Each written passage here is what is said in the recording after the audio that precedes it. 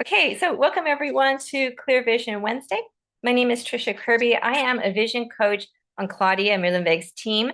While Claudia is traveling in Europe right now, I am a guest host. So today what we want to talk about is reducing stress in the wintertime. It's like a holiday theme right now, and we really want everyone to have the best possible winter. And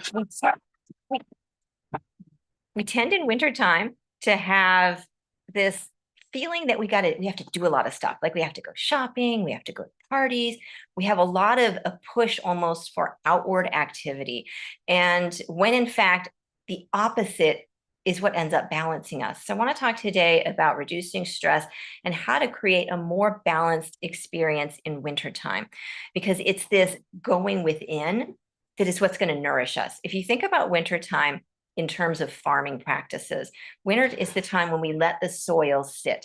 There's some, if you're in a cold climate, there's going to be snow atop the soil, but it's going to be a time when the land is quietly being nourished and it's getting ready to be planted in the spring. But it's not about activity. It's about quiet and going within.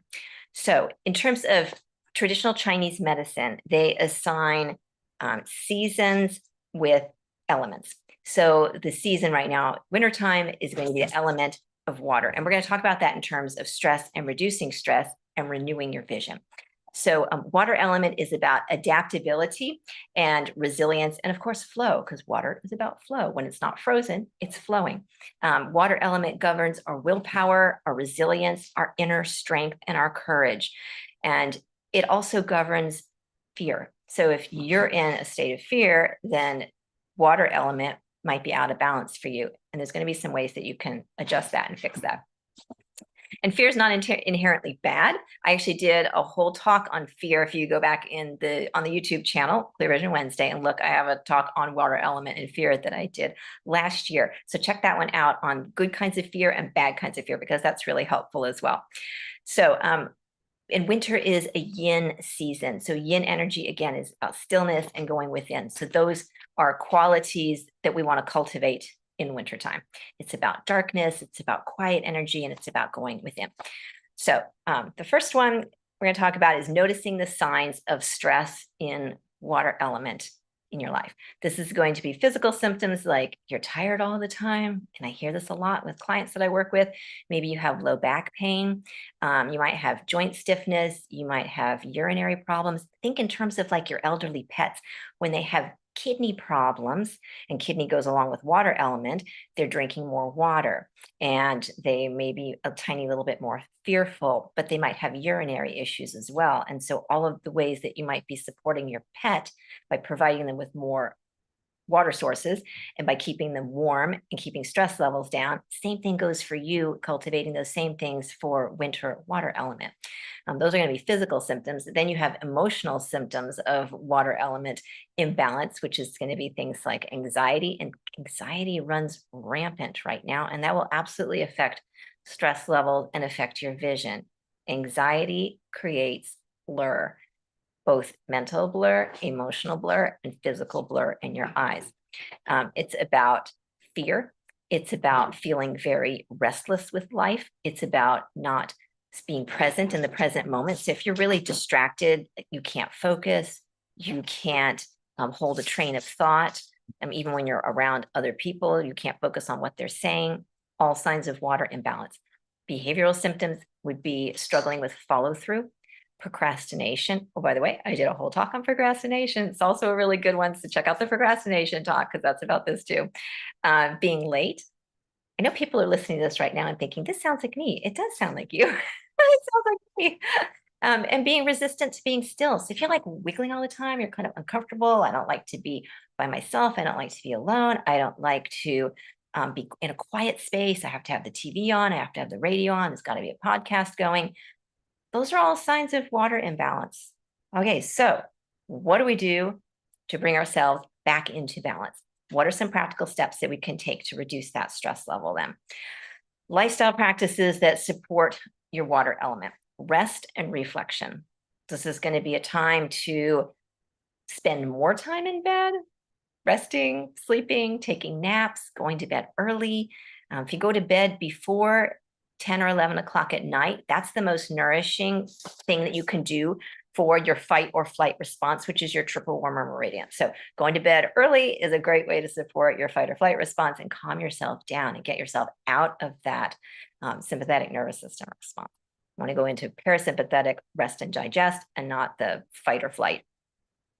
So you can journal, you can practice meditation, you can maybe read a book. There's a great tradition about reading books right before Christmas. And there's a new book that just came out, A New World of Seeing, it's called. And that is all about vision educators. You can read that, but it's also good just to read a fiction book. Find some really positive, gentle things to read. And if you don't know where to start with reading, go to your library, your local library. If you don't have a library card, get a library card, they're free. Go to your local library and look in the new book section. Every library has a section of new releases or new purchases for that library. And go and look, and they're always arranged by topic. And by the way, this is a great way to look at what's going on in the world.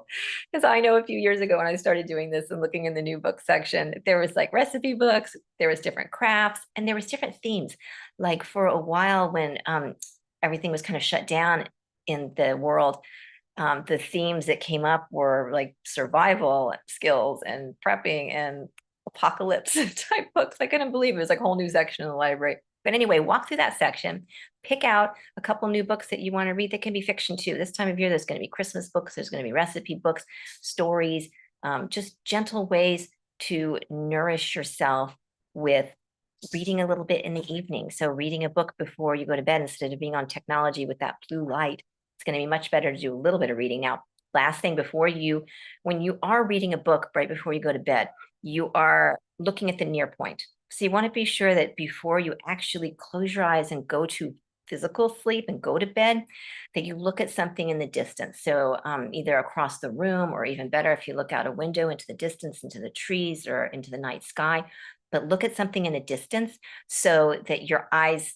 relax the muscles, because looking at the distance is the most relaxed positioning for our eye muscles. You're looking at a distance, your eyes are relaxed, and then you go to bed. So you don't want to go straight from I'm looking at my phone or I'm reading a book or I'm looking at the computer and I'm focused on this near point and then go right to bed. Okay, so, or just simply sit quietly with your thoughts before you go to bed. Think some good things about yourself and send yourself some love. You can lifestyle practices again. Another one is to do slow flowing movements. So think of activities like Qigong or Tai Chi or a slow movement yoga. With eye practices, you can do with Bates method, you can do a gentle slow swing back and forth. You can do the sway back and forth. It's a really good thing not to count while you're doing these things, like, oh, I'm going to do 100 sways or whatever. I'm going to do 100 swings. And Claudia explains how to do these practices on other Clear Vision Wednesdays. But to play some music or something, find something with a tempo like the Pachelbel's Canon that's got the heartbeat tempo in it, and then just listen to 4 minutes of that and just do the swaying. But that sort of slow, rhythmic, flowing type practice or exercise, those are really good for you too, for lifestyle practices to support water element. Hydration and nourishment. I did a whole talk on hydration that's really good, but I will cover just a little bit right now. So staying hydrated throughout the day means drinking little bits of water throughout the day, or enough water so you feel hydrated. You can add chia seeds to it if you want to, but think warmth. This is not a time of year to be filling your cup with ice cubes and drinking really cold drinks, like that kombucha tea that you drink that's really cold, or that smoothie that you drink that's really cold, or really cold fresh juices. This is not the best time for that. You can do a little bit of that if you let it sit to room temperature, but it's better to have it if it's slightly warmed up. So you're thinking hot teas or warm teas, you're thinking warm broths, warm soups, especially things with the root vegetables in it.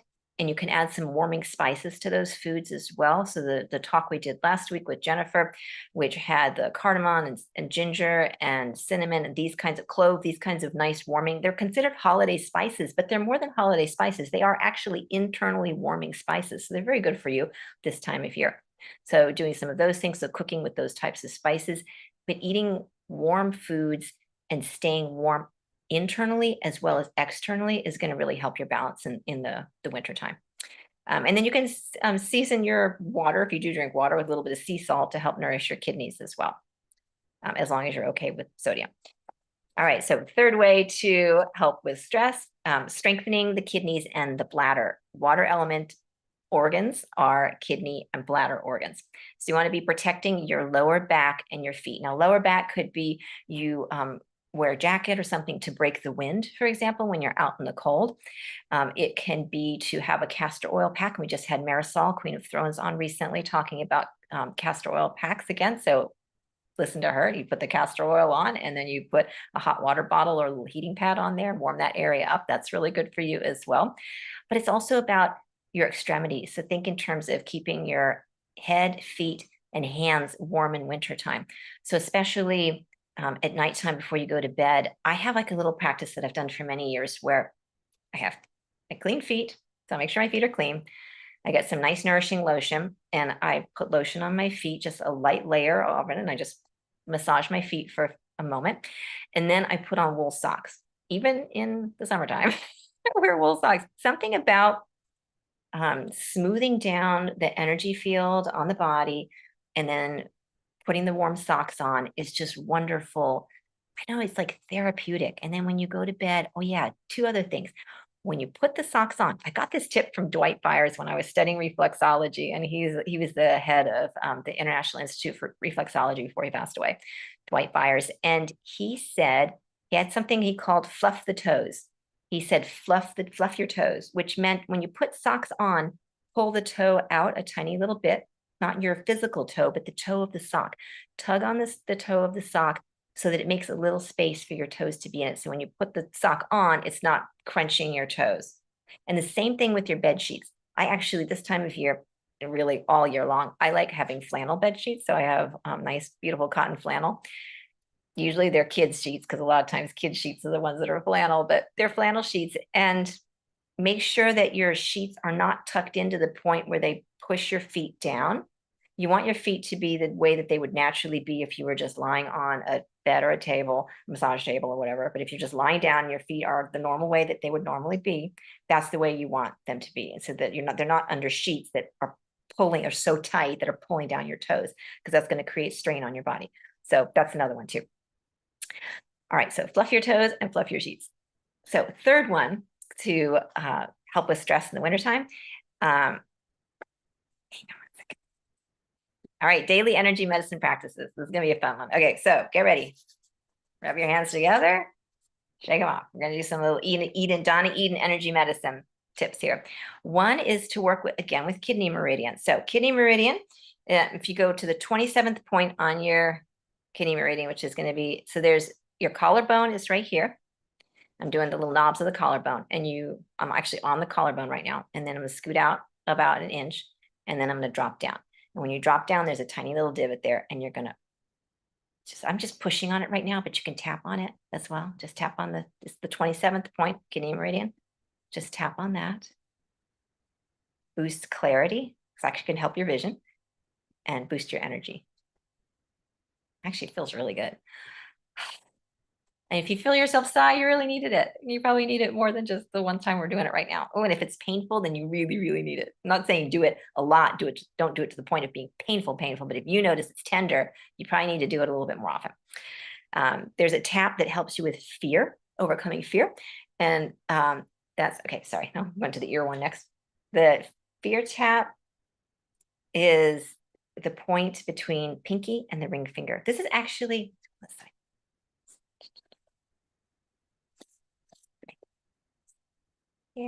Between the pinky and the ring finger. I'm just going to tap on that.